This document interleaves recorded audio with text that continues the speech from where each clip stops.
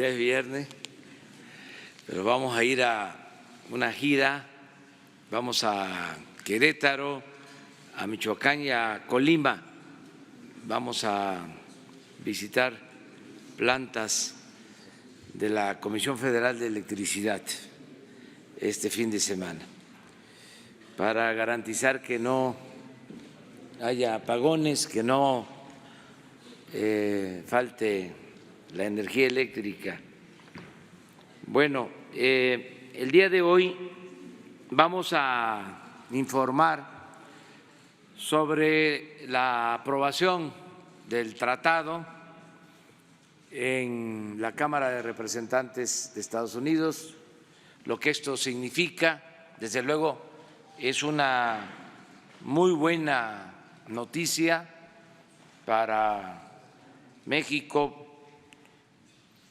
Considero que también es algo importante para las tres naciones y tiene que ver con el fortalecimiento de la región, de todo el norte de nuestro continente, para atraer inversiones, en el caso de México, no solo de Estados Unidos, sino de otras partes del mundo, y crear empleos, fortalecer nuestra economía.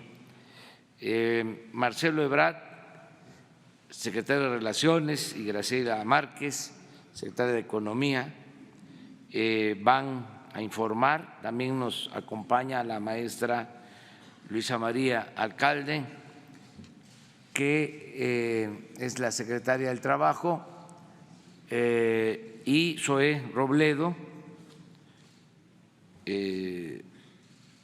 director del Instituto Mexicano del Seguro Social, Carlos Martínez del Infonavit, porque vamos a hacer también un llamado a las empresas. Hoy es el último día por ley para pagar el aguinaldo y hay una práctica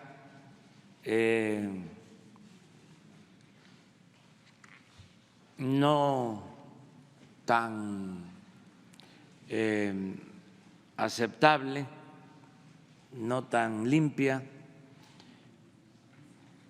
de que se despide a los trabajadores en este tiempo o se despide de verdad o hay simulación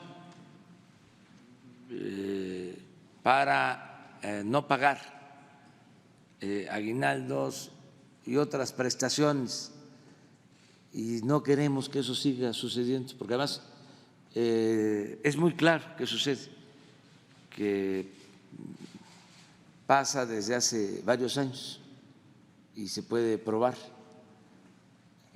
No podemos quedarnos callados. Ayer hablamos de este tema, de cómo en diciembre, en vez de que se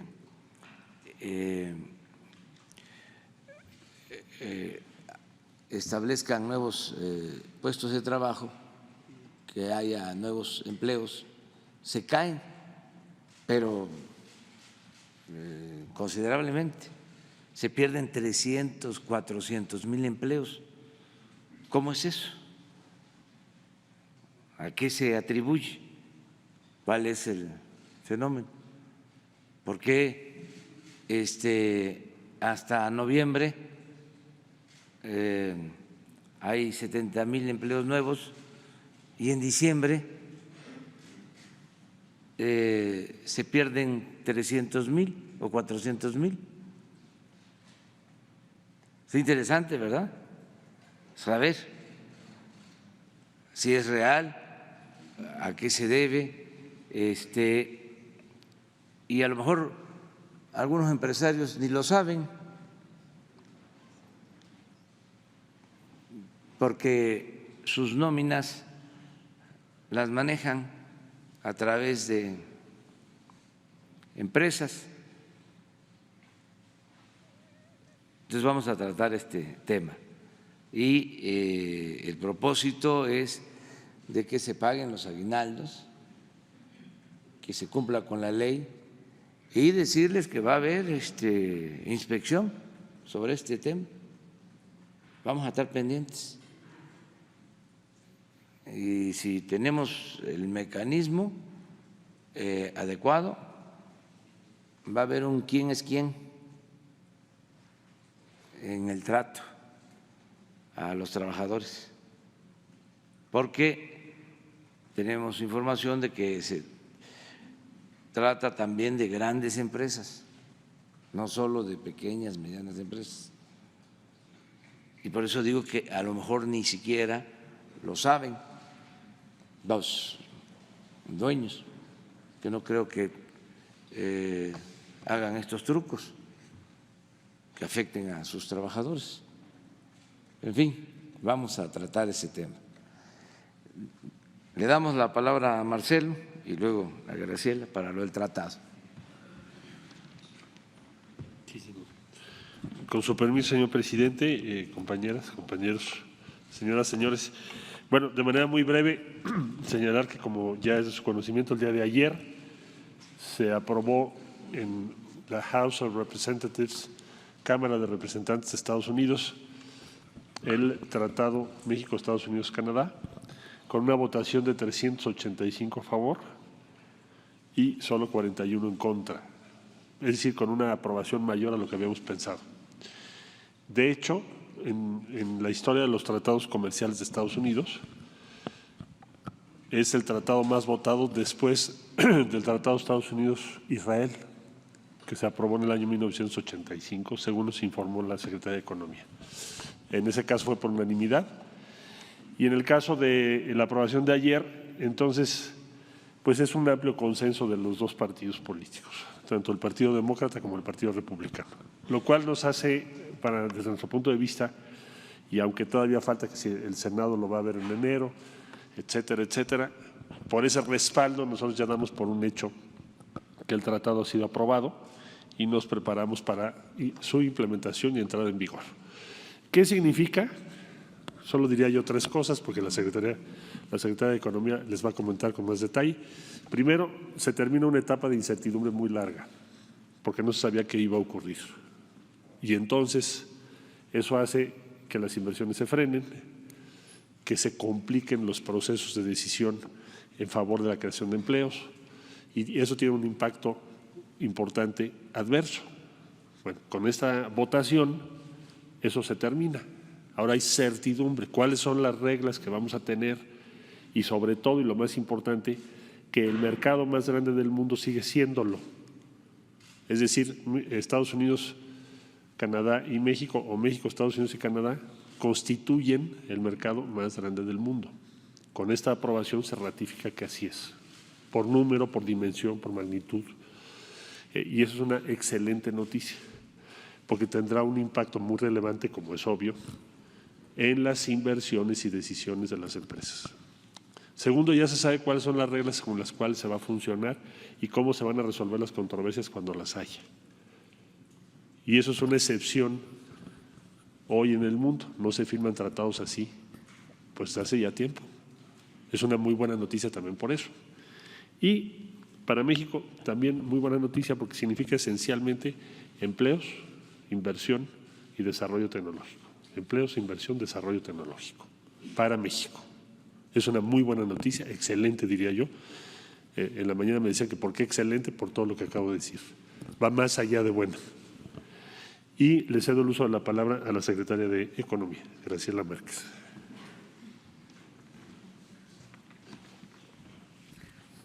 Gracias, canciller. Con su permiso, presidente. Muy buenos días a todas, a todos. Efectivamente, el día de ayer, como ustedes seguramente lo reportaron, tuvimos esa votación histórica en la Cámara de Representantes de los Estados Unidos y aun cuando hay algunos pasos que tomar, la importancia es la fuerza con la que se aprueba y cómo pone fin a esta etapa y cierre el año de 19 y cierre el año de este periodo de incertidumbre, de este periodo, yo diría, no solo de incertidumbre, sino a los inversionistas que habían estado expectantes de qué es lo que ocurriría con el tratado. Entonces, les voy a mostrar algunos números, algunas gráficas, e inicio con algunos datos relevantes de qué significa un tratado de libre comercio en América del Norte. Pues significa un mercado muy grande, y es un mercado grande por las siguientes razones. Primero, porque estamos hablando de una población de 400 millones de habitantes con un PIB, con un Producto Interno Bruto de 23 billones de dólares. Eso es lo que hace el mercado grande, la conjunción entre la población y el volumen de producción de estos tres países. Entonces, si sumamos esto, nos da el mercado más grande del mundo. Y el comercio entre las tres economías rebasa el billón de dólares. Entonces, esa es la importancia de este tratado que se firma originalmente, entra en vigor originalmente en el 94 y que hoy nos permite que los flujos comerciales y que los flujos y la integración productiva, porque no solamente se trata de comercio, se trata de una integración productiva, que los procesos ya se localizan en los tres países y que hay esta integración productiva en un mercado muy grande. ¿Y por qué la importancia del mercado muy grande? Porque ese va a ser un atractivo a inversores fuera de la región.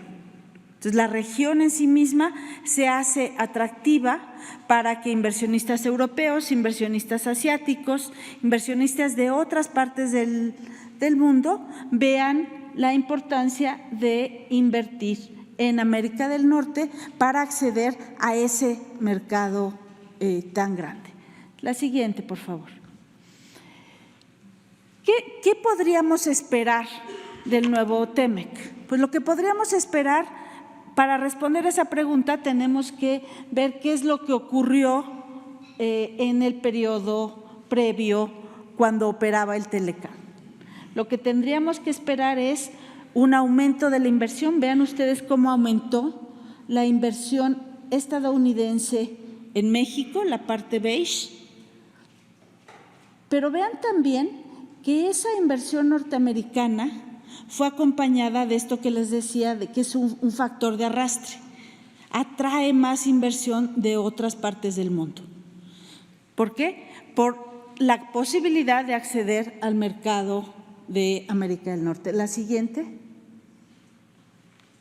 En términos de comercio, en México, el comercio bilateral con Estados Unidos entre 93 y 2018 creció 551%.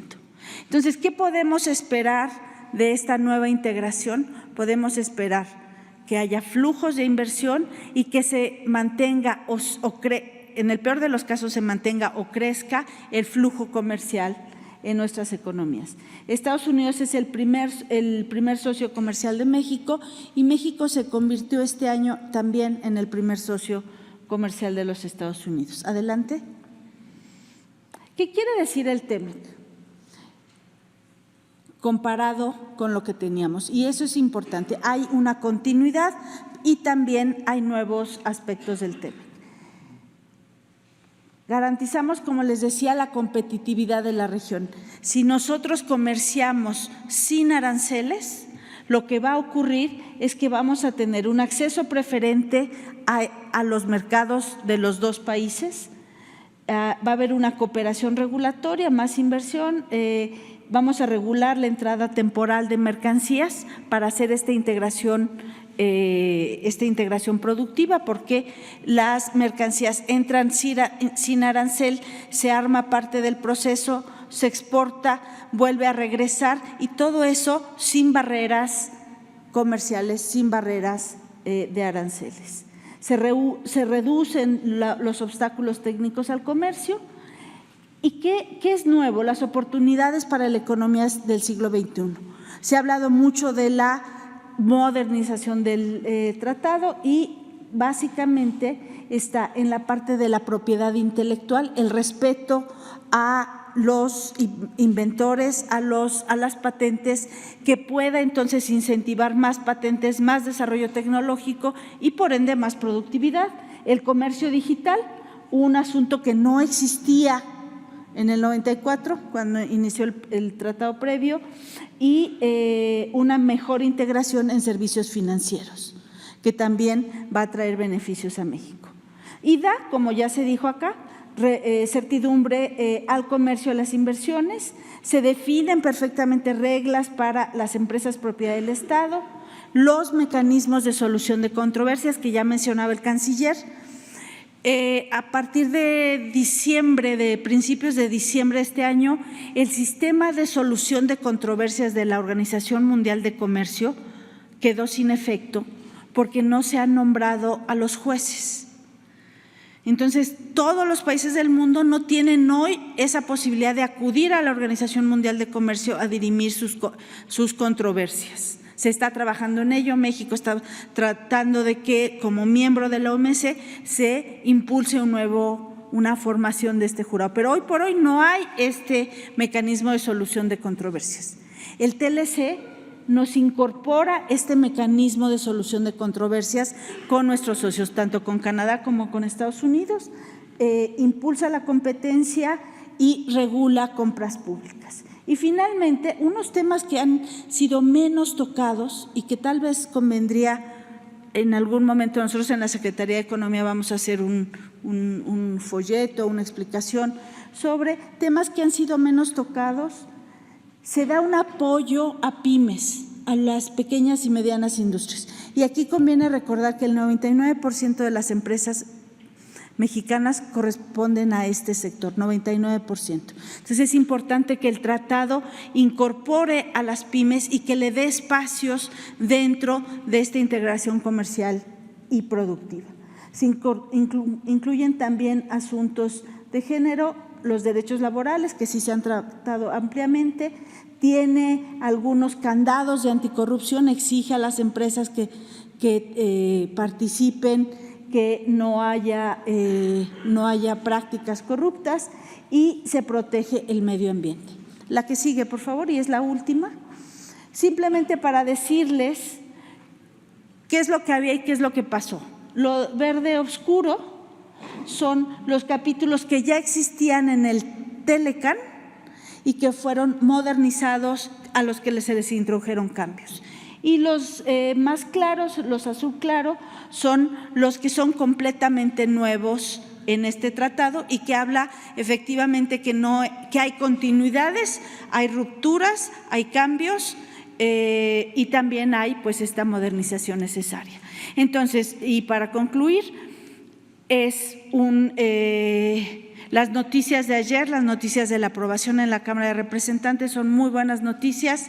Creemos que hoy los inversionistas tienen reglas claras, saben qué va a ocurrir en la región de América Latina y lo que saben es que va a continuar un tratado exitoso, una integración productiva y que en México trabajaremos con el sector privado para cumplir con los periodos de transición, para apoyar esta integración, para apoyar industria automotriz, acero, pero también apoyar servicios financieros digitales, comercio digital y cumplir y aprovechar el tratado como una plataforma de desarrollo, no solamente comercial, sino también regional y que traiga desarrollo a todas las partes de México. Muchas gracias.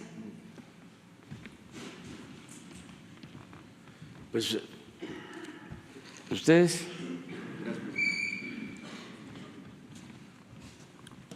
Muchas gracias, señor presidente. Con su permiso, buenos días a todas y a todos. Como lo saben, el tema del empleo a final de año tiene algunas explicaciones que tienen que ver con factores estacionales de la propia economía, Sin embargo, hemos ido detectando otros elementos que podrían responder a otro tipo de prácticas, como ya lo mencionó desde el día de ayer el señor presidente, temas que pueden pasar por el aguinaldo, pero también cuestiones de evasión y descontinuidad de los derechos de los asegurados en el Seguro Social. Es una presentación para ver un poco el panorama y algunas de las estrategias que estamos lanzando. Todos los cierres de año, debido a estos factores, pues se registran caídas de empleos y que están muy vinculados a al crecimiento observado entre enero y noviembre. Eso es lo que explica muchas veces la magnitud. En promedio, en los últimos años se pierden alrededor de 270,000 empleos en diciembre de cada año. Si pueden pasar a la siguiente. En los últimos 10 años, este promedio en la tasa de crecimiento de empleo entre enero y noviembre es de alrededor de 5.2% y la caída está alrededor de menos 1.5% respecto al nivel alcanzado en noviembre. Aquí la siguiente nos empieza a llamar mucho la atención.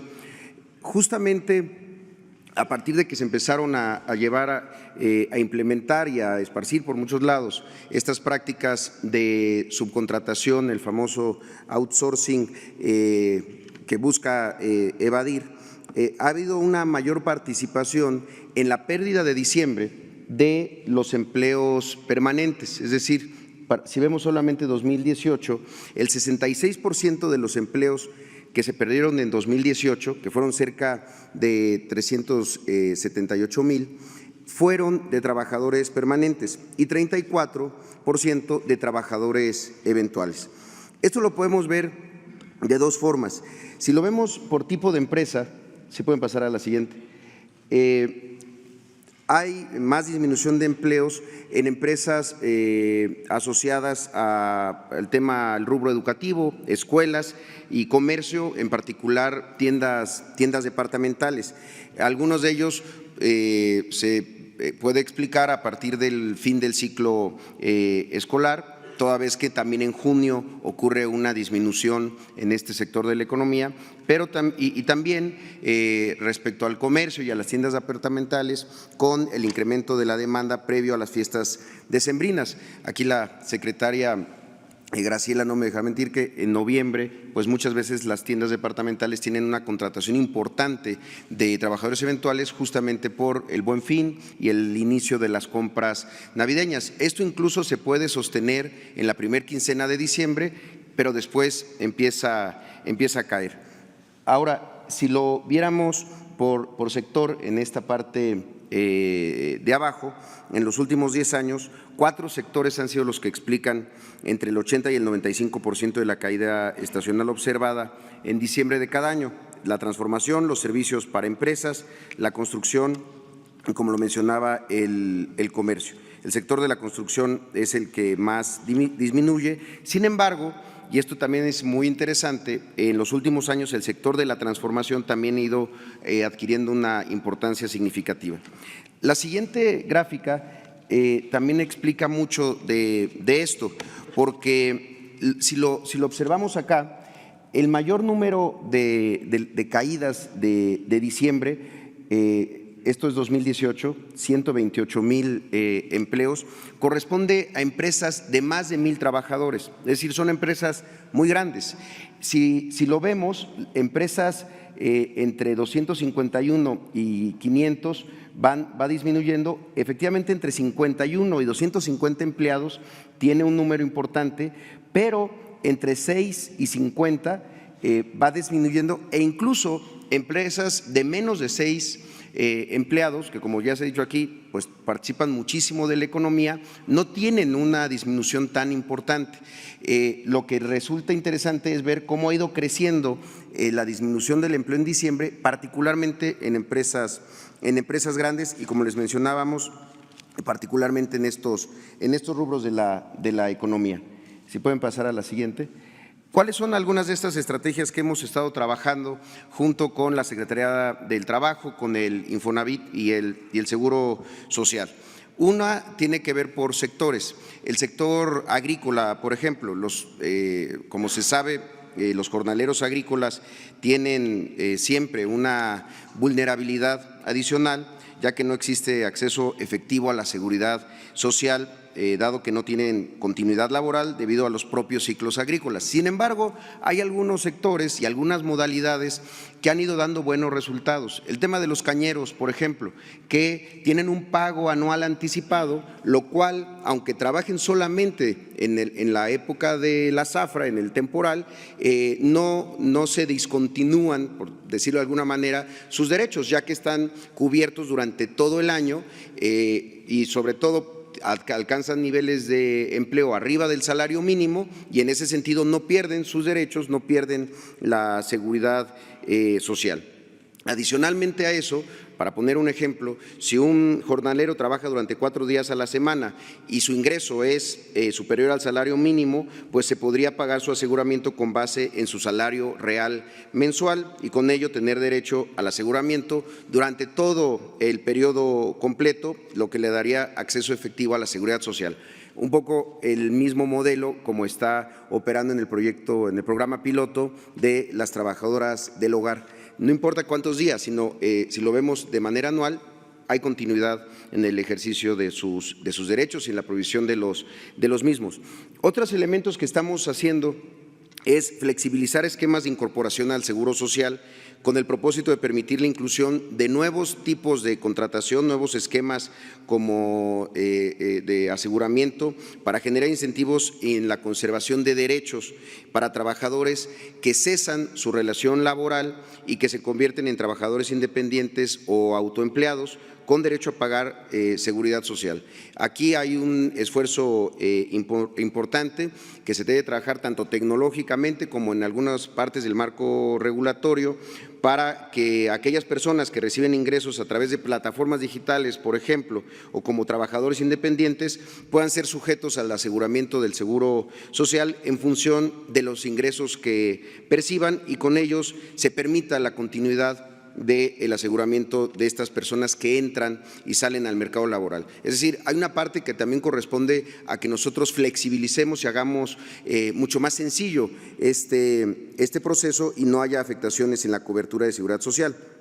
Ahora, una parte importante y que estamos trabajando de manera coordinada ya desde hace algún tiempo es la revisión por sectores específicos de manera coordinada entre Infonavit, la Secretaría del Trabajo y el IMSS para determinar si estas bajas derivan de actividad propia del ciclo económico de la empresa o si lo que está ocurriendo realmente es una simulación con la finalidad de evadir cuotas obrero-patronales. En ese caso, estamos preparando y se enviarán cartas de invitación para, uno, propiciar la autorrevisión del cumplimiento de las obligaciones en materia de seguridad social y también pues para que haya un entendimiento de que si hay una práctica de esta naturaleza pues no se va a permitir. En caso de identificar esquemas agresivos de evasión, iniciaremos facultades de revisión conjunta entre el IMSS y el Infonavit. Estas cartas están empezando ya a ser remitidas a estos sectores y estos segmentos donde se puede identificar que pudiera haber este comportamiento. También se están enviando correos electrónicos masivos a los patrones por parte tanto de la Secretaría del Trabajo, el Infonavit y el IMSS, señalando las implicaciones de la baja de trabajadores que no estén asociados al entorno propio de la actividad, sino como parte de esquemas de evasión de contribuciones. También creemos que es muy importante decírselo a los trabajadores, que difundamos por parte de las 3 instituciones los temas de derechos laborales y la afectación ante la baja de continuidad laboral y también señalando que hay canales de denuncia para este tipo de abusos. En el caso del Seguro Social, en denuncia.enlinea@ims.gov.mx. Aquí también yo quisiera señalar que una noticia, un hecho que acaba de ocurrir que nos parece que es muy justo, es el nuevo criterio de la Corte, que señala que para rescindir la relación laboral con un trabajador con una antigüedad mayor a 20 años, el patrón está obligado a expresar la causa grave que lo motiva y justificar qué es lo que hace imposible la continuación de la relación laboral de trabajo, en el caso de más de 20 años en adelante de relación laboral. Y también una serie de estrategias y campañas para trabajadores y patrones para difundir a través de redes sociales, de diferentes canales de comunicación, orientación para los patrones cumplidos y que, como ya lo decía el señor presidente, pues puedan estar con alguna duda de qué es lo que está pasando en su propia empresa y desde luego con los trabajadores respecto a el correcto aseguramiento de ellos. Aquí tenemos algunos ejemplos de lo que estamos empezando a hacer y que estamos trabajando de manera conjunta con todas las instituciones. Cederé el uso de la palabra a la secretaria alcalde del Trabajo. Gracias. Presidente, únicamente aclarar dos temas, como hemos venido identificando en los datos que tiene el Instituto Mexicano del Seguro Social por el tipo de funciones que se desempeñan en estas industrias, en estos sectores, podemos identificar que hay la posibilidad de que estén ocurriendo este tipo de simulaciones. Recordemos que la Ley Federal del Trabajo, de manera natural, el empleo es continuo, solamente se justifica que sea eventual o por obra determinado cuando las funciones así lo determinen. Esto quiere decir que si tenemos un trabajo, una función que va a continuar en enero, no hay una justificación para que se dé de baja en diciembre y recontratarlos en enero. Estamos incluso identificando nóminas enteras que se dan de baja y decir que esto es violatorio absolutamente de los derechos laborales de las mujeres y hombres que viven de su trabajo y también de las leyes del Instituto Mexicano del Seguro Social, que se van a estar monitoreando, como aquí ya lo estableció el presidente, se van a hacer inspecciones para que no ocurran este tipo de violaciones que no son nuevas, que llevan tiempo atrás, pero que durante mucho tiempo no hubieron consecuencias, es decir, que estamos monitoreándolo y que también las trabajadoras y los trabajadores pueden acudir a la Procuraduría de Defensa del Trabajo. También decir que el día de hoy, 20 de diciembre, es el último día para el pago de aguinaldo. El aguinaldo es un derecho de los y las trabajadoras y es una responsabilidad de los empleadores y patrones. Tiene que pagarse por lo menos, y aquí aclaro, por lo menos, es decir, mínimo 15 días de salario si se trabajó todo el año, si se trabajó no todo el año, solamente una parte, pues entonces lo proporcional. Esto incluye a las trabajadoras del hogar. En estos tiempos de cambio nos toca a todas y a todos hacernos responsables frente a nuestros trabajadores. Entonces, vamos a hacer, como aquí ya lo dijo Zoé Robledo, vamos a hacer un llamado a los sectores, a las empresas donde estamos identificando este tipo de movimientos irregulares. Les pedimos a las empresas, muchas de ellas, como aquí también ya lo dijo el presidente, quizá no tienen conocimiento de que se dan estas bajas justamente porque funcionan a través de empresas subcontratistas. Decir que eso no quiere decir que no tengan responsabilidad frente a sus trabajadores. Entonces, ser muy cuidadosos en que si la función, si el trabajo continúa en enero, si no hay una justificación del trabajo temporal, entonces no puede darse de baja a los trabajadores para evadir no solamente cuotas, sino se hace para no pagar vacaciones, para no pagar aguinaldo. Entonces estaremos haciendo estos monitoreos y hacemos un llamado a las empresas a que cumplan con sus responsabilidades laborales. Gracias. Bueno, estos son los dos temas. Repetir lo del tratado es una muy buena noticia. va a ayudar mucho. Ya hay certidumbre para la inversión y tenemos asegurado el ingreso al mercado más importante del mundo, el mercado más fuerte del mundo. Esto significa un logro. Pensaban que no íbamos a poder alcanzar este acuerdo y fue posible.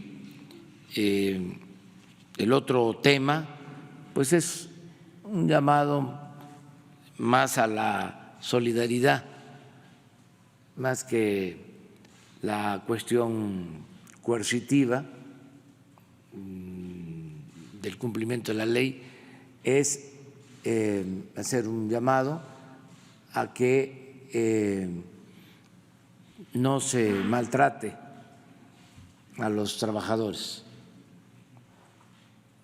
mujeres y hombres, y que no se les regateen sus derechos, sus prestaciones en este fin de año. No se puede estar celebrando la Navidad sin humanismo, no siendo verdaderamente solidarios. Ahí queda eso. Muy bien, abrimos, quedamos que izquierda. Vamos a ver si es cierto. Sí. Señor presidente, buenos días. Rodolfo Montes, de Central FM, de Pedro Ferriz de Con y Alberto García Zarubi. En este sentido, presidente, en Notimex, desde principios de este año y hasta la fecha, despidos vergonzosos. No hay indemnización, no hay justificación para despedir a los compañeros. Un compañero que se accidentó, Héctor Álvarez, el Chato, en una de sus giras, apenas se reincorporó, ¡pum!, fulminante su despido. Hay un llamado ahí a San Juana Martínez para que recapaciten, para que se les liquide, y a la secretaria del Trabajo en ese sentido también, ¿cuántos trabajadores del aparato del Estado mexicano han denunciado al gobierno de la 4T precisamente para dirimir esta relación laboral y que se les liquide conforme a derecho? Y si este llamado no solamente es a las empresas, sino también a los funcionarios públicos que tomaron la decisión de liquidar, de despedir a los trabajadores, pero sin indemnización alguna y que están en los tribunales. Esa es mi primera pregunta, por favor, presidente. Sí, a todos. Es más, el gobierno está más obligado a cumplir con la ley y proteger a los trabajadores. Hay que ver los casos. En el caso de Notimex ha habido mucha polémica y hay posturas a favor, en contra, y se permite, ¿no?, a todos que se expresen, tanto a la directora como a los que no están a favor de lo que está haciendo. Es muy importante señalar que la directora de Notimex es periodista de oficio y periodista comprometida con causas sociales. Se ha distinguido por eso durante mucho tiempo. Buena periodista. Entonces es cosa de ver cómo está el asunto laboral y no quedar a deber nada ni a los periodistas ni a los trabajadores en general, y el gobierno debe de responder. Y no sé cómo están las demandas sobre trabajadores. Sí, se tienen demandas presentadas por despido injustificado en la Junta Federal de Conciliación y Arbitraje que se están dando trámite. También se están abriendo espacios justamente de diálogo y conciliación en el caso de la directora y de los grupos inconformes. También existe ya un emplazamiento que ha sido notificado para el caso de Notimex y desde la Secretaría del Trabajo estamos justamente generando estos diálogos para que sea a través de la conciliación y del diálogo que se pueda llegar a acuerdos y sobre todo que se respeten los derechos de los trabajadores, incluso aquellos que hayan sido despedidos, que sea en su caso con alguna justificación y de no ser el caso que se respete pagando todos sus derechos. Entonces se están abriendo esos espacios de diálogo, incluso hoy estaremos en la Secretaría tratando este tema y se le está dando seguimiento. ¿Cuántos casos aproximadamente son? No quisiera equivocarme, pero me parece que hay cerca de 15 demandas presentadas en la Junta, reserva de que pueda darle ¿De el Notimex? dato, No, el sí, dato pero concreto. ¿del gobierno en general no tiene el dato? Depende de si es apartado A o es apartado B. Recordemos que en la Junta Federal de Conciliación y Arbitraje se presentan únicamente en el caso de demandas privadas o en este caso de organismos públicos descentralizados. Todos los demás se presentan ante el tribunal. Bien, muchas gracias, presidente. Y mi segunda pregunta tiene que ver pues con estructuras criminales, empresas. Anabel Hernández, una compañera periodista, en su libro El Traidor, ahí refiere que el Mayo Zambada tiene todo un serial de empresas avaladas inclusive por su gobierno y que hay hasta condonación de impuestos en algunas de estas empresas del Mayo Zambada, el verdadero líder del cártel de Sinaloa, y también le están haciendo la competencia a sus programas sociales en algunas regiones del país. El Mencho, el señor de los gallos, el líder del cártel Jalisco Nueva Generación, está repartiendo despensas navideñas, celebrando el Año Nuevo ya, ¿no? Entonces, ¿qué nos puede decir al respecto, presidente? Y muchas gracias. Pues eso sí calienta, no. Aunque hay frío. No tenemos nada que ver con esas organizaciones. Una de las políticas que se aplican tiene referencia, está vinculada a no establecer relación con organizaciones de la delincuencia, ni de la delincuencia común ni de la delincuencia de cuello blanco. O sea, no tenemos nada que ver. Está prohibida la condonación de impuestos, primero por decreto y ahora ya se reformó el artículo 28 de la Constitución y se prohíbe la condonación de impuestos. De las prácticas que tienen para contar con bases sociales, la entrega de despensas, la gente en general ya no acepta esos mecanismos de control y de manipulación. Ya no es el tiempo en que se repartían despensas y se obtenían apoyos para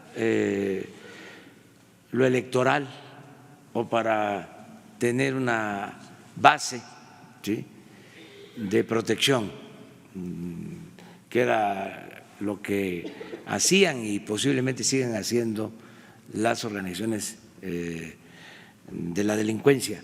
Pero ya no funciona eso.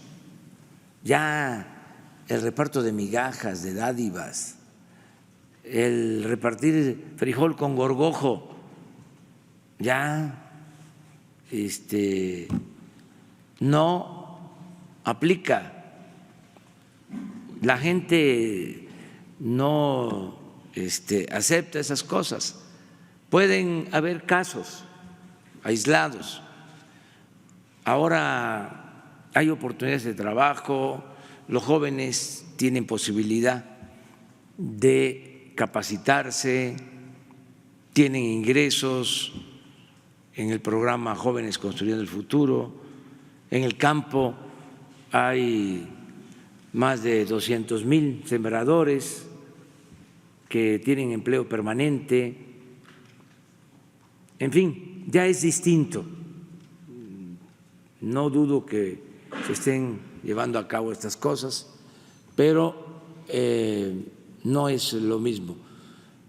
También lo que nosotros hacemos es garantizar derechos sociales.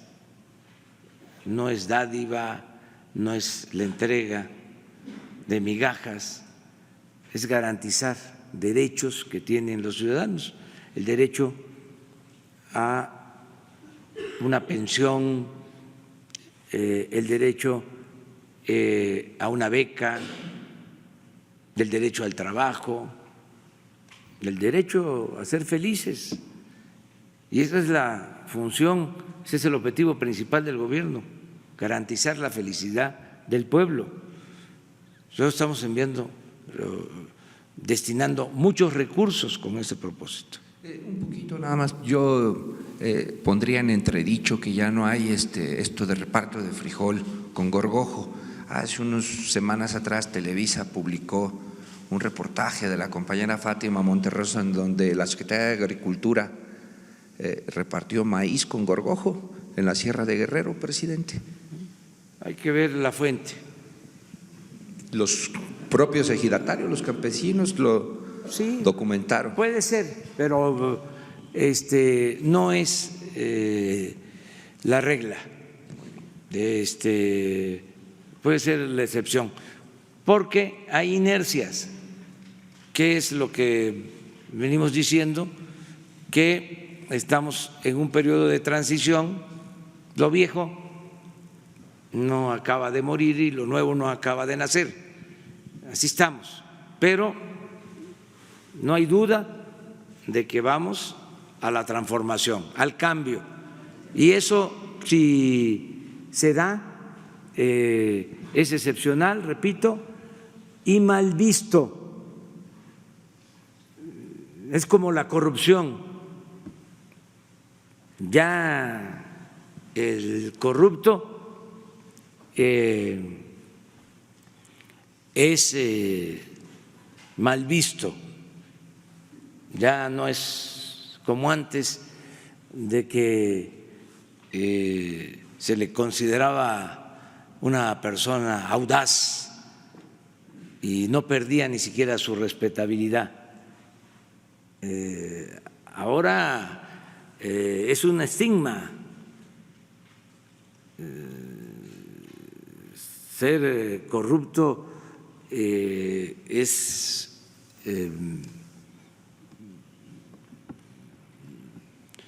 una mancha permanente que no se quita. Hasta hace poco no pasaba nada. Es más, hagan un análisis, una revisión de los discursos en el periodo neoliberal, 36 años, y busquen en todos los discursos oficiales cuántas veces se mencionó la palabra corrupción. Y estoy seguro que fue mínimo. Van a encontrar más que palabras, por ejemplo, crecimiento, pero mucho más. cambio estructural.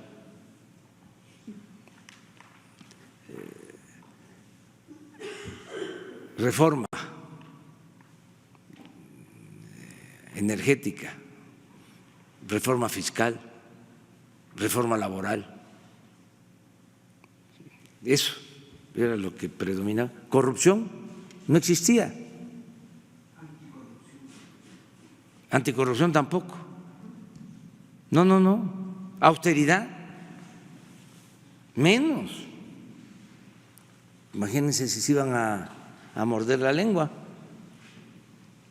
hablando de austeridad, cuando se daban la gran vida, aviones, helicópteros, usaban los helicópteros hasta para ir a jugar golf. Todo eso que se padeció hasta hace poco. Entonces, sí hay un cambio, desde luego es un proceso, todavía hay resistencias, pero ya no está de moda la corrupción. Antes robaban y ni siquiera perdían su respetabilidad. Siempre usaba yo en los discursos el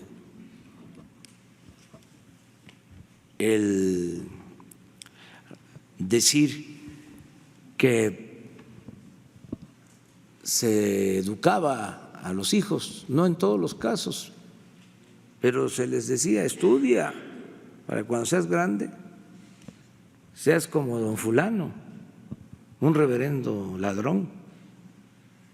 Se ponía de ejemplo a estas personas. Ahora no. Ahora ya no se ve bien a los corruptos. Y los que pensaban que no iban a haber cambios, pues ahora están sorprendidos porque pensaban que iba a seguir lo mismo y ya no es así. Por ejemplo, en este tema de las bandas, de las organizaciones,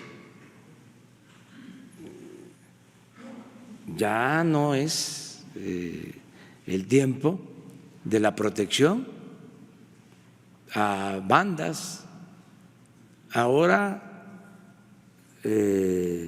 no se permite la asociación delictuosa entre autoridades y delincuencia, y tampoco hay negociaciones con las organizaciones delictivas, ni la práctica de proteger a unos y destruir a otros. Todo eso se termina por completo y es al margen de la ley nada y por encima de la ley nadie. Estado de derecho, no estado de chueco. Perdón, pero el SAT ya lo eximió y… Sí, pero si no tiene responsabilidad, ¿por qué se le… Pero moralmente, presidente… No, pero es un asunto legal y moral también. O sea, yo les invito, porque una cosa es que nos caigan mal algunas personas o que tengamos posturas. No, sí, es el caso.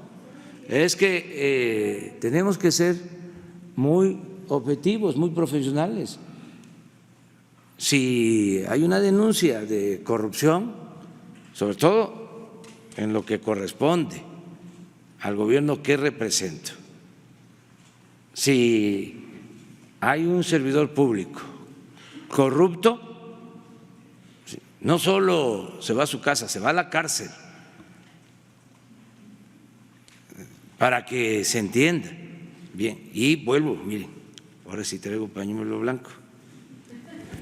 No les gusta a mis adversarios, pañuelito blanco, no hay corrupción arriba.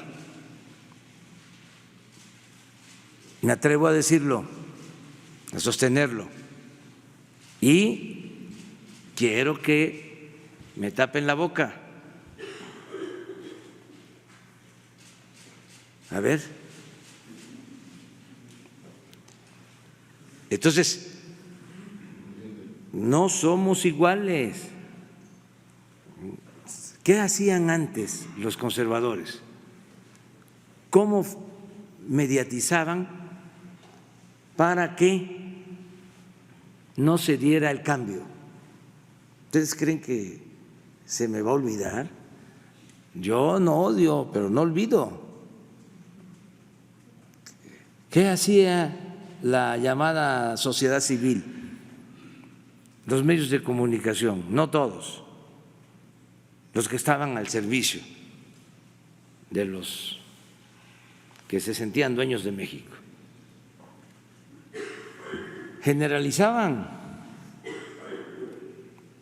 Era muy común escuchar cuando ya la gente estaba despertando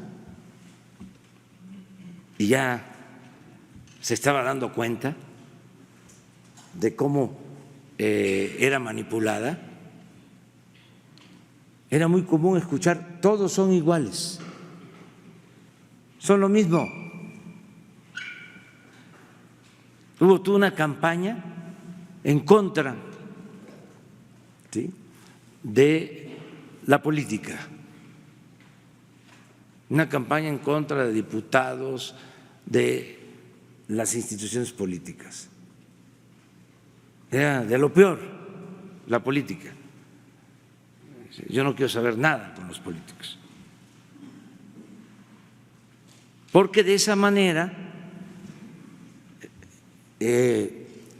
pues descalificaban a todos,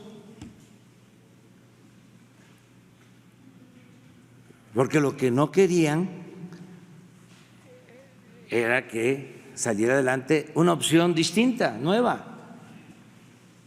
Yo tenía que estar diciendo en las plazas que no podían meternos a todos en el mismo costal. Llegué a decir: me pueden llamar peje, pero no soy lagarto. No somos iguales. Entonces, ahora que caen en desgracia, me estoy refiriendo a los que se sentían los dueños de México, a los potentados, a sus políticos, porque le echaban la culpa a los políticos y ellos estaban detrás. Eran los que realmente mandaban. Los políticos títeres, peleles, lo mismo algunos voceros de medios de comunicación, alcahuetes. Entonces, ya no es así, ya no es lo mismo. Entonces, ahora que están pasando por un mal momento, cualquier cosa: Bartlett, eso es igual, es lo mismo. No, pruébenlo por lo que corresponde a nosotros. El señor es el director de la Comisión Federal de Electricidad. A ver, ahí, ¿cuáles son las tranzas? Los contratos entregados como se hacía antes, por influencia. Ahora, lo que hizo antes, bueno, eso se juzga y pues cada quien tiene que responder pero entiendo que la denuncia que se presentó fue por su desempeño en esta administración y eso es lo que se resolvió. Además, yo tengo en estos casos un criterio que considero amplio. No se puede solo acusar sin pruebas. Yo fui opositor mucho tiempo y presenté denuncias, pero siempre probé, siempre. Nunca me presentaron una denuncia por calumnia. Recuerdo que cuando nos dieron las cajas con los papeles que demostraban que se habían gastado 70 millones de dólares en la campaña de Tabasco por la gobernatura en 1994, 40 cajas, porque era muy ordenado el contador, y dejó, me acuerdo, carpetas de estas verdes de archivo con las copias de todas las pólizas de cheque, los estados de cuenta. Dijeron que nos iban a demandar porque eran falsas. Y hace poco uno de los que aportó declaró de que eran ciertas las pruebas que se presentaron.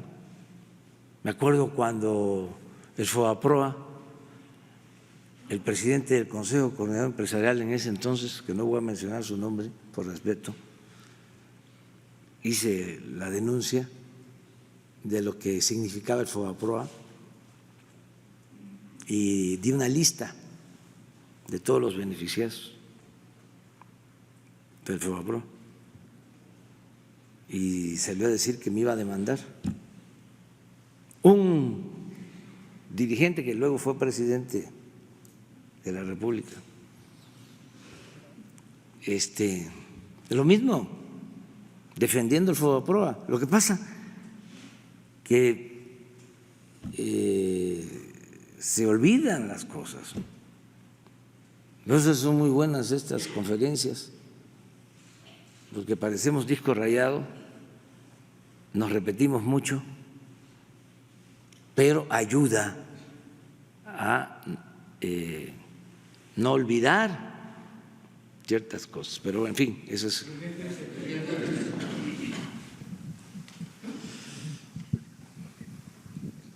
Gracias, presidente. Hablando de casos, tengo aquí en mis manos el expediente, es una sentencia definitiva, inatacable del Tribunal Electoral del Poder Judicial de la Federación. La Sala Superior, ese tribunal que avaló su triunfo presidencial el 7 de agosto del año pasado, le entregó su constancia como presidente electo.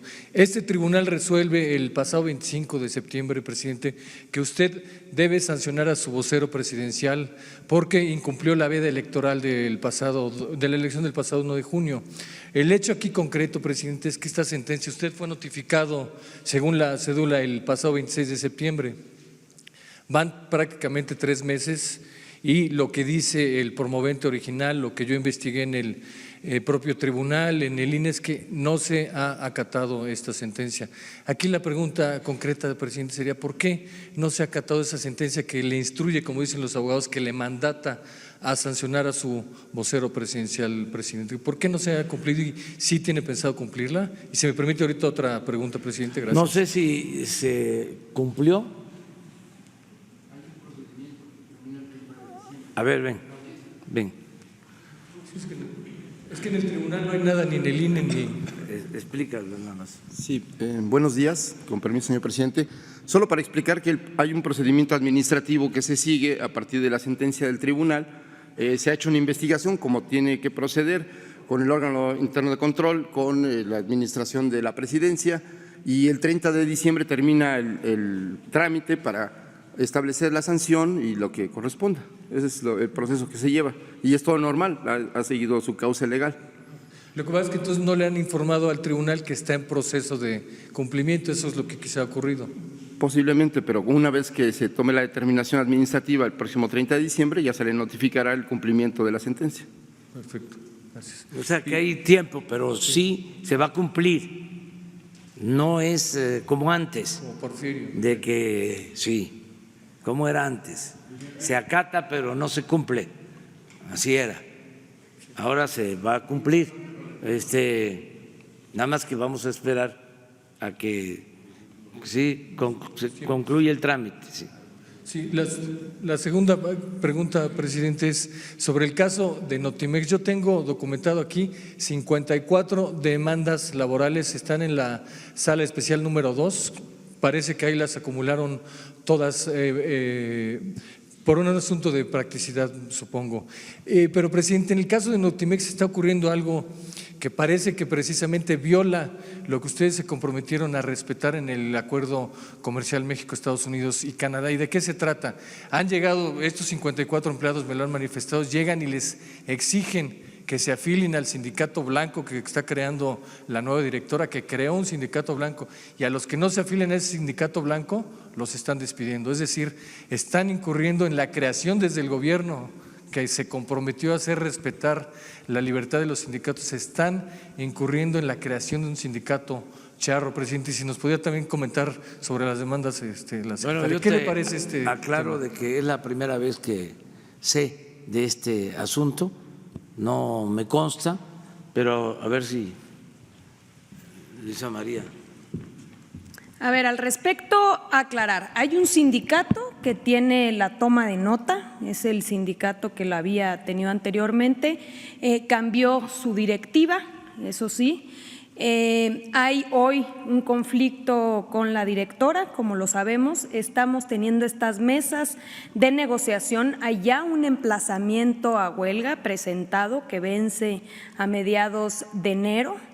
Se está, como comentaba hace rato, se está abriendo estas mesas de diálogo para poder llegar a un consenso, porque el emplazamiento lo que determina es que ha habido violaciones por parte de la dirección al contrato colectivo y eso es lo que se está evaluando. También, como bien dices tú, ha habido despidos, ha habido demandas presentadas, ya estoy pidiendo la información, me parece que hay demandas anteriores a esta administración y hay demandas nuevas. Ahora podemos dar los datos exactos, pero en efecto sí hay demandas presentadas por despido injustificado que obviamente llevarán su procedimiento y aclarar que también, como se ha señalado, se dio el registro a un nuevo sindicato, aclarar que no se vale que por parte de la empresa haya injerencia en ese tipo de sindicato. Ese sindicato no tiene la toma de nota. En caso de querer la titularidad del contrato de Notimex, tendría que presentar una solicitud para un recuento, ¿no?, para una disputa en caso de que así se estableciera, para ver cuál de estos dos sindicatos, a través de un procedimiento de voto personal, libre, directo, secreto, en donde participen los trabajadores, incluso, y hay que aclarar, incluso trabajadores despedidos, si es el caso, entonces se vería quién tiene la mayoría y quien tenga la mayoría, entonces ese sindicato es el que tendría derecho a tener la titularidad del contrato. Claro, pero precisamente, perdón que interrumpí, precisamente están creando un sindicato charro, están obligando a los empleados, ¿no quieres participar en el otro sindicato? ¿No quieres dar tu firma para el otro sindicato? estás despedido. Eso me parece muy grave, secretario. ¿Usted tiene información y qué puede hacer al respecto la Hemos Secretaría? tenido denuncias al respecto, se está investigando, no tenemos pruebas de que así sea. Lo que sí te puedo decir es que fueron trabajadores los que acudieron a la Secretaría del Trabajo para pedir el registro sindical. Recordemos que los registros ya no es como antes, de que te doy plazo y plazo y plazo. No, si hay 20 trabajadores en activo que quieran formar una nueva organización sindical, se le da el registro. Un registro no significa que tenga la titularidad del contrato. Puede haber diferentes sindicatos, puede haber un sindicato con un nombre distintos, pues. En el caso del recuento es ahí donde veremos cuál de estos sindicatos realmente tiene pues el mayor porcentaje de respaldo de los trabajadores y sería ese sindicato quien tuviese la titularidad del contrato. Todavía no ha habido una solicitud en este sentido, no ha habido una demanda de titularidad, se continúa con la titularidad del sindicato anterior, que es el que presentó el emplazamiento a huelga, y es por eso que estamos teniendo desde la Secretaría estas mesas de negociación. ¿Por qué? Porque no queremos, obviamente, que se llegue hasta el estallamiento. Creemos que a través del diálogo, de la concertación y viendo los casos en particular de los despidos, se puede llegar a un arreglo, sobre todo porque se trata, obviamente, pues de parte del gobierno. Creemos que en estos días, esperemos, se pueda bajar los ánimos y realmente tener ese espíritu propositivo de llegar a un acuerdo. Muchas gracias, secretario. Gracias, presidente. Gracias.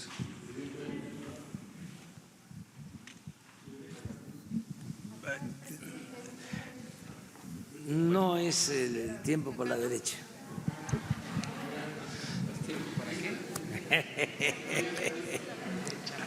Buenos días, presidente. Alberto Rodríguez, de SDP Noticias. En estos días se ha estado hablando mucho sobre esta consulta ciudadana para juzgar a expresidentes, pero bueno, yo quiero plantear que los derechos no están a consulta, así como no se puede hacer una consulta para ciertas poblaciones, para poblaciones LGBT o etcétera, etcétera, tampoco se podría hacer una consulta para castigar a expresidentes porque se violarían los derechos, ya sea de los expresidentes o de las personas que no pueden tener acceso a la justicia porque se ha votado en un sentido o en el contrario. ¿Realmente usted, su equipo jurídico, legisladores, le han hablado sobre la posibilidad de hacer esta consulta? Porque sería a todas luces ilegal y sería muy fácilmente echada abajo con amparos. ¿Usted ha hablado realmente con alguien sobre la posibilidad de hacer estas consultas? ¿Tiene, digamos, el visto bueno de su equipo de abogados? Esa es la primera pregunta. Sí, y además es de sentido común, que suele ser el menos común de los sentidos, es juicio práctico. Si los ciudadanos deciden que se inicie un proceso en contra de los expresidentes, la autoridad tendría que cumplir con ese mandato. No, y entonces, es que, perdón que le interrumpa, pero es que entonces se estarán violando derechos de terceros. En cualquiera de los dos escenarios, cualquiera de los dos resultados de esta consulta, se estarán violando derechos y los derechos no se pueden poner a consulta. Ese es mi argumento, es el argumento que hacen muchas personas en este caso y en otros, como cuando usted ha dicho que el aborto se someta a votación, a consulta también. Es que eso es algo, es un principio del derecho que es universal, pues no se puede poner a consulta algo que afecte los derechos de terceros o de un grupo en particular. Lo que creo yo que está por encima de cualquier criterio, pues es el mandato de los ciudadanos. El poder… Permítame plantearlo en escenario. Imaginemos que la mayoría de la población vota por no hacer algo contra expresidentes y el día siguiente… quedan libres los derechos. Por eso, imaginemos que al día siguiente alguien tiene una denuncia con pruebas irrefutables de que Felipe Calderón o Enrique Peña Nieto cometió algo. Entonces, ¿para qué hicimos la consulta? Quedan a salvo. Pues entonces, los derechos. Sí, pero en este caso la que consulta no es sería un asunto ociosa. nada más jurídico. Esto es un asunto político. Básicamente, o sea, sí, jurídicamente cualquier ciudadano hoy sí tiene el derecho de denunciar. Sí, lo entiendo. ¿Sí? Entonces, aquí es el papel del Ejecutivo, del Gobierno. Yo establecí, desde que tomé posición, ¿sí?, en mi discurso, de que habían dos posibilidades: presentar denuncias a los expresidentes, porque tendríamos que hacerlo así, no pensar como siempre en los chivos expiatorios, sino juzgar a los de arriba, o poner un punto final, iniciar una etapa nueva. Yo dije que era partidario de lo segundo. ¿Y entonces esa consulta? Que esa era mi postura, pero que si los ciudadanos exigían que se procediera y se llevaba a cabo una consulta, nosotros íbamos a actuar cumpliendo con el mandato de los ciudadanos. En ese sentido, ¿no sería más fácil plantear la consulta como una especie de amnistía política a lo cometido en el pasado, como se ha hecho en otros países? Los ciudadanos son libres. Si quieren que se juzgue o que se inicien los procesos, porque como tú dices, ellos, los acusados, tienen sus derechos y son los tribunales los que van a decidir. Si los ciudadanos quieren que se inicien procesos judiciales en contra de los expresidentes, reúnen firmas de conformidad con el artículo 35 de la Constitución y se lleva a cabo una consulta. Es más, yo he expresado que yo votaría en contra, porque yo no quiero que nos empantanemos, ¿sí?, en estos asuntos. Okay. Pero ese es el mecanismo, eso es lo que estoy planteando. Ahora, si yo promuevo la consulta, es distinto. ¿Sí? Eso no es lo que estamos planteando. Yo voy a promover, y eso voy a buscar la forma en el marco de la legalidad. Ahí sí puedo hacer un llamado a quienes simpatizan con nuestra causa a que reúnan las firmas para la revocación del mandato. Eso sí quiero que se lleve a cabo y que se cumpla con la Constitución y se reúnan las firmas y haya la consulta para que la gente decida si quieren que yo continúe en la presidencia o que yo renuncie. Okay. Una segunda pregunta, presidente. Esta semana también se inició un proceso de juicio político en contra del presidente de Estados Unidos, Donald Trump.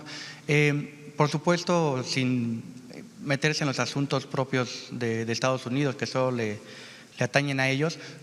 ¿Usted ¿qué escenarios ve en caso de que Donald Trump deje de ser presidente de Estados Unidos? Lo pregunto sobre todo porque el Partido Demócrata parece ser más duro ante México de lo que es el Partido Republicano, al menos en este momento, al menos en la coyuntura actual, ¿no? Y bueno, y en una pregunta un poco más amable, muchos ciudadanos quieren saber si se va a tomar vacaciones y cuándo tomaría vacaciones, porque usted casi no se toma días libres. Esas dos preguntas, por favor. Bueno, mire, lo del proceso en Estados Unidos hay que observarlo, pero con respeto. Cualquier ciudadano puede conocer lo que está sucediendo y los antecedentes sobre estos casos. No es el primer juicio, han habido otros dos.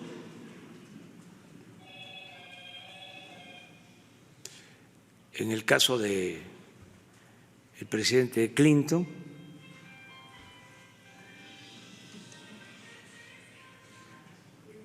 en el Senado se le exoneró.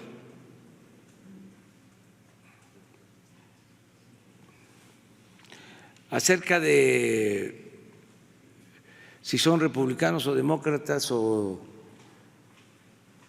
con quién nos va mejor,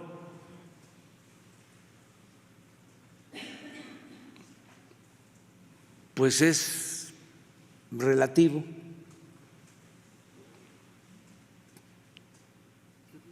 Nos fue bien cuando el presidente Lincoln, que era republicano, y estaba gobernando en México el presidente Juárez.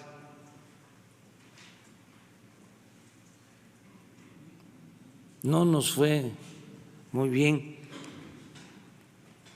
claro que no. Fue cuando el gran zarpazo, con un presidente que por respeto no voy a mencionar su nombre, que ordenó la invasión a México. Era demócrata.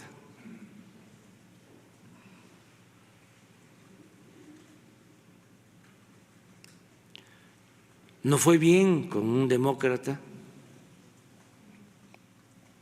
en la época de la expropiación petrolera, con el presidente Franklin Delano Roosevelt, ese sí, lo menciono. Y ya sobre los últimos mejor no hablamos. La verdad es que a nosotros nos ha ido bien en la relación. Nos han tratado con respeto, tanto demócratas como republicanos, de manera muy especial. Hemos contado con la colaboración y el respeto del presidente Trump. Y no es un asunto personal, no es cómo me trata como presidente de México, sino cómo trata a nuestro país. Esto va más allá de la amistad.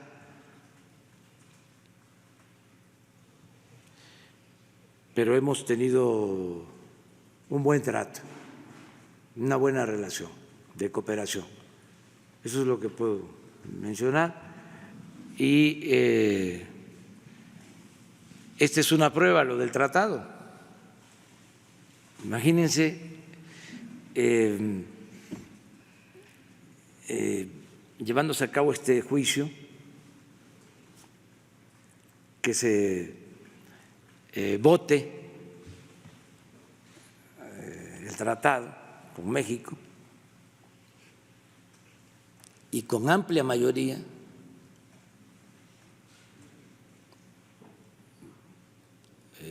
se apruebe. Fue algo importantísimo el día de ayer.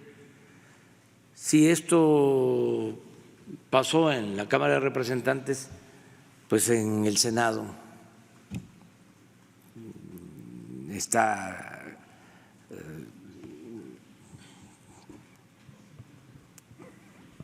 garantizado el apoyo, la aprobación. Entonces, esto es. Lo de las vacaciones, pues yo todavía hasta el 24 nos vamos a ver, ya dijimos, ya hablamos de que el 24 es el mensaje de Navidad, pero por ustedes también yo les comento que voy a salir después de que nos encontremos el 27 en la mañana.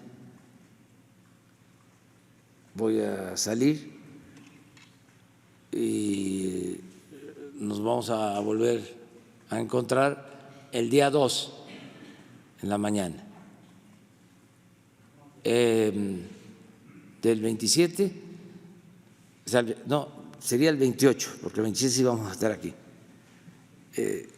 Y regresamos el día 2. El 24 sí vamos a estar, el 25 no, para que… Sí.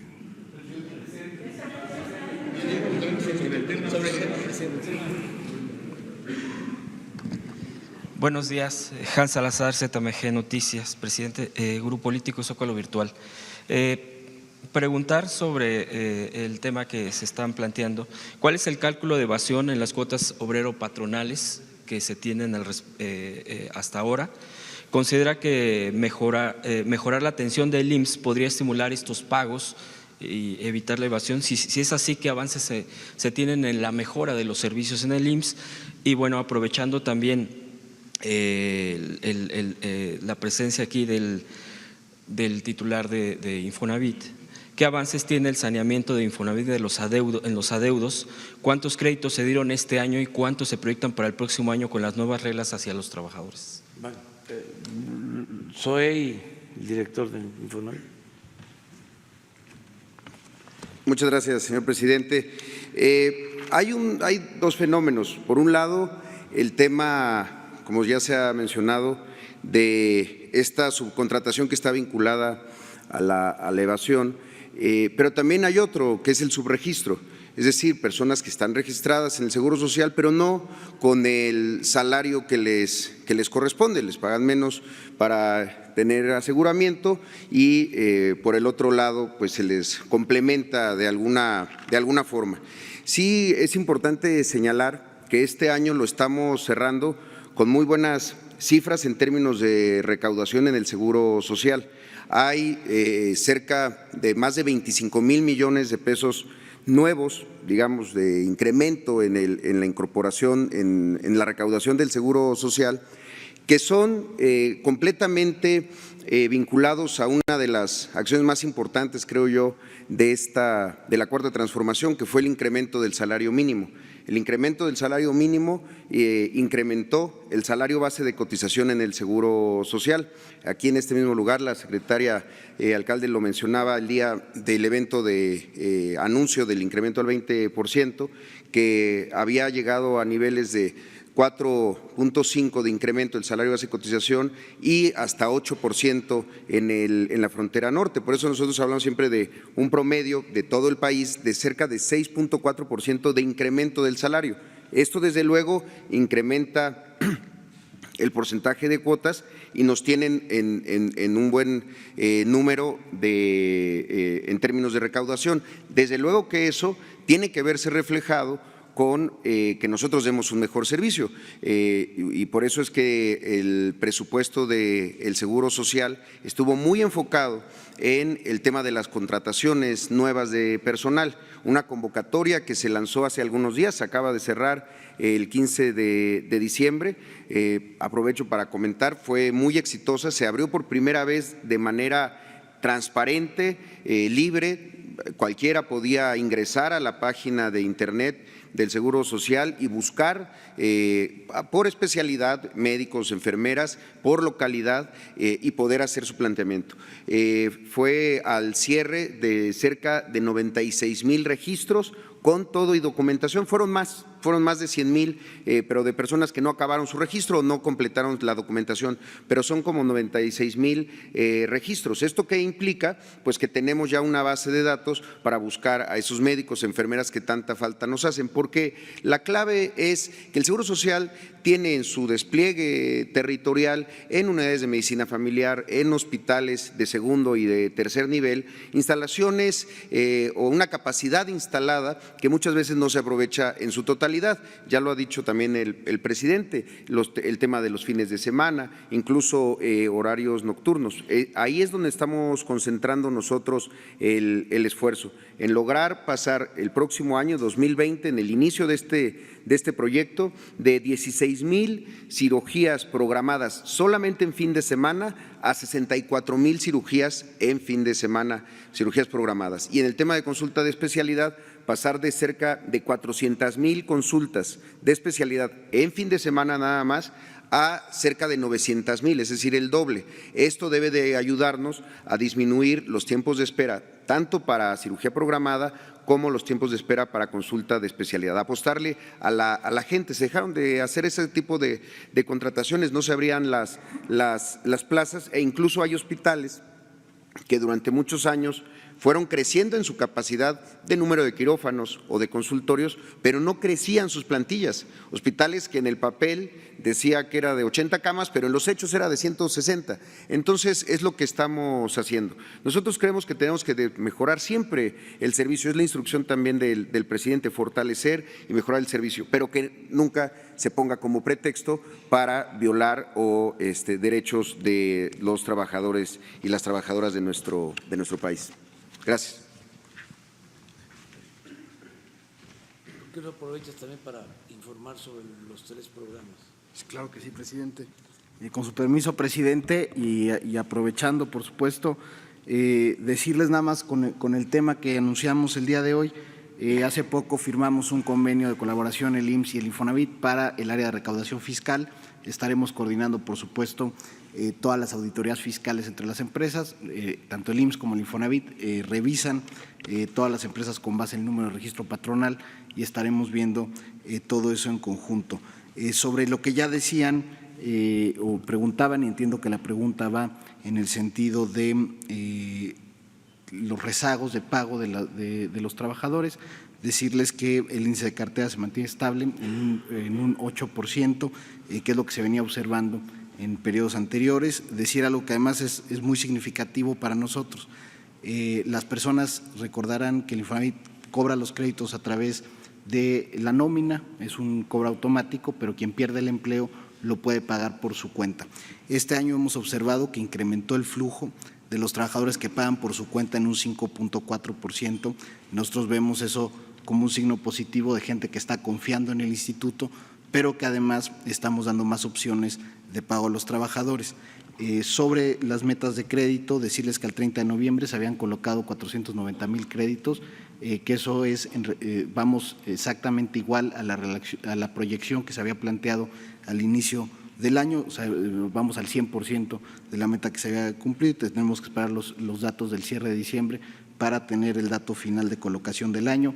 Para 2020 se pretenden colocar 529,000 créditos y hace poco en la asamblea del 6 de diciembre se presentó el Plan Estratégico 2024, donde se plantea un crecimiento anual del sector del 4% para llegar hacia el final del sexenio con una colocación de 3.3 millones de créditos y una inversión de 1.5 billones de pesos, que es lo que aprobó la asamblea y que creemos que es un signo positivo, y todo bajo una administración, como lo hemos hecho, basada en la austeridad. Decirles el presidente que desde que llegamos nos comprometimos a reducir 2,000 millones de pesos al presupuesto, cerramos el año con una reducción de 2,300, pero también con ahorros generados por otros 3,000 millones de pesos.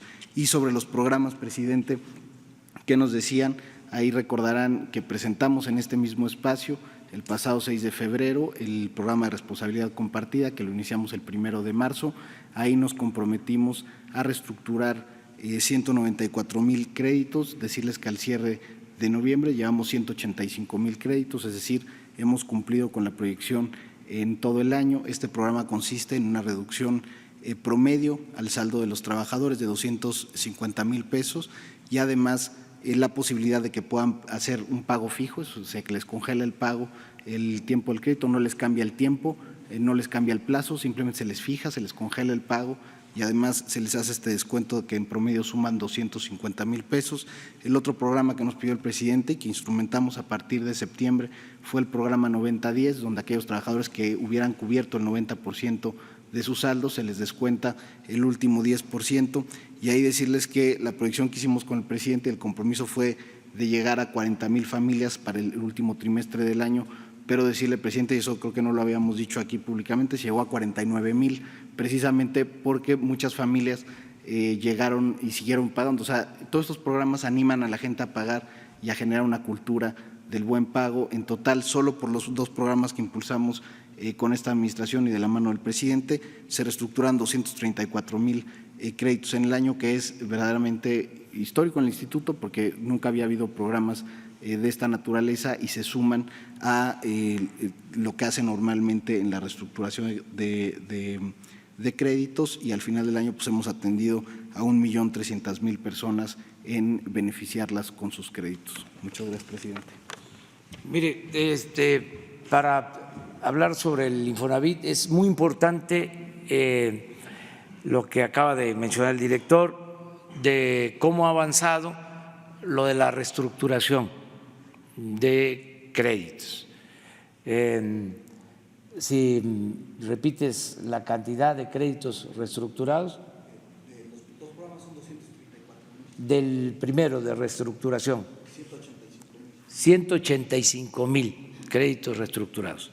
Y se puso en práctica el programa de descontar el 10% a los trabajadores que llevaban pagando el 90%. Es decir, que si ya tenían pagados el 90% de sus créditos, se les descontaban los últimos 10% restantes del crédito. Y en este caso, 49,000 se han beneficiado. Otro dato importante es el que no ha habido desalojos, porque se terminó con la práctica perversa de entregar las llamadas carteras vencidas a coyotes, a despachos de abogados. No todos los despachos de abogados son deshonestos. Estamos hablando de grupos que hacían su agosto desalojando a la gente. Hay pruebas de esto. No ha habido desalojos en el tiempo que llevamos. Se terminó con estos abusos. Y algo que da pena decirlo, pero que ayuda, ¿no?, a entender las cosas. En la anterior administración, en el Infonavit, el sueldo más alto era de 700,000 pesos mensuales. Se rayaban 700,000 pesos mensuales, entre sueldo, compensaciones, gratificaciones, riesgo, desgaste físico, mental, etcétera, etcétera, etcétera. ¿Cuánto ven estos sueldos? Mi sueldo es de 107,500, presidente, como nos comprometimos aquí desde febrero. 107,500. 107,000, bueno.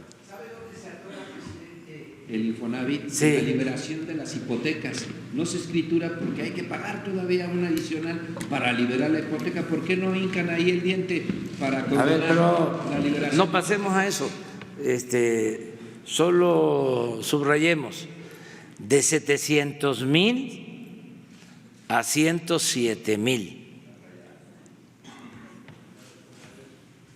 Ahora contéstale ahora ya lo que es. Bueno, hay nada más aclarar que todos los trabajadores que ganan menos de 7,000 pesos es el instituto quien cubre todos los gastos notariales.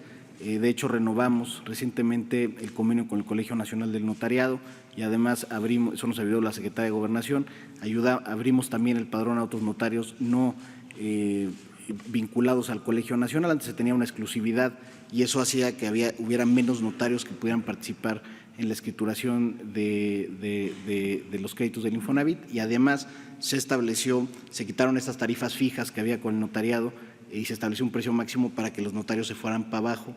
Lo que estamos cuidando en los estados es que efectivamente los notarios compitan hacia la baja para ofrecer mejores condiciones a aquellos trabajadores que ganan más de 7,000 pesos. Y los que ganan menos de 7,000 pesos es el Infonavit quien estamos pagando la cancelación de las hipotecas. Nos vemos el lunes. El lunes. Segunda pregunta. El segunda lunes. pregunta.